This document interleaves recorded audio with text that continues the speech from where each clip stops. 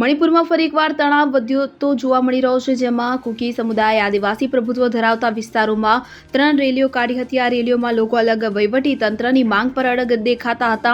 જાણવા મળી રહ્યું છે કે લોકોએ મુખ્યમંત્રી એન બિરેન સિંહની કથિત ઓડિયો ક્લિપનો પણ વિરોધ કર્યો કે જેમાં કેટલીક વાંધાજનક ટિપ્પણીઓ કરવામાં આવી હતી. કુકી સમુદાયના લોકોએ ચુરાચંદપુર જિલ્લાના લેઈસાંગ, કાંગપોકપીના કૈથલ, મમ્બી અને તેંગનોપલના મોહરેમાં રેલીઓ યોજી હતી. જે બાદ ચુરાચંદપુર જિલ્લામાં ભાજપના રાજ્ય એકમના પ્રવક્તા માઇકલ લામજાથાંગના પૈતૃક ઘરને અજાણ્યા લોકોએ આગ લગાવી દીધી. ત્યાં હુમલા દરમિયાન તુઈબોંગ સબ ડિવિઝનના પેનિયલ ગામમાં એક ઘરના કમ્પાઉન્ડમાં પાર્ક કરેલી કારને પણ આગ ચાંપી દેવામાં આવી હતી. જે બાદ કુકીજો સમુદાયના વિદ્યાર્થીઓ દ્વારા યોજાયેલી રેલીને ધ્યાનમાં રાખીને જિલ્લામાં તમામ બજારો અને શાળાઓ બંધ રખાઈ હતી. આ મામલે પોલીસે જણાવ્યું હતું કે ચુરાચંદપુર જિલ્લાના ડેપ્યુટી કમિશનર ધરુણ કુમાર એસએ જિલ્લા પોલીસ અધિક્ષકને પત્ર લખીને તપાસ હાથ ધરવા અને શક્ય તેટલી વહેલી તકે રિપોર્ટ સબમિટ કરવા જણાવ્યું છે. મુખ્યમંત્રી એન બિરેન સિંહે પણ લમજથાંગના ઘર પરના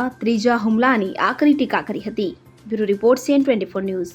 હવે જુઓ દેશ દુનિયાની તમામ ખબરો તમારી આંગળીના ટેરવે. ઉઠાવો મોબાઈલ અને Google Play Store પરથી ડાઉનલોડ કરો અમારી CN24 ન્યૂઝ મોબાઈલ એપ.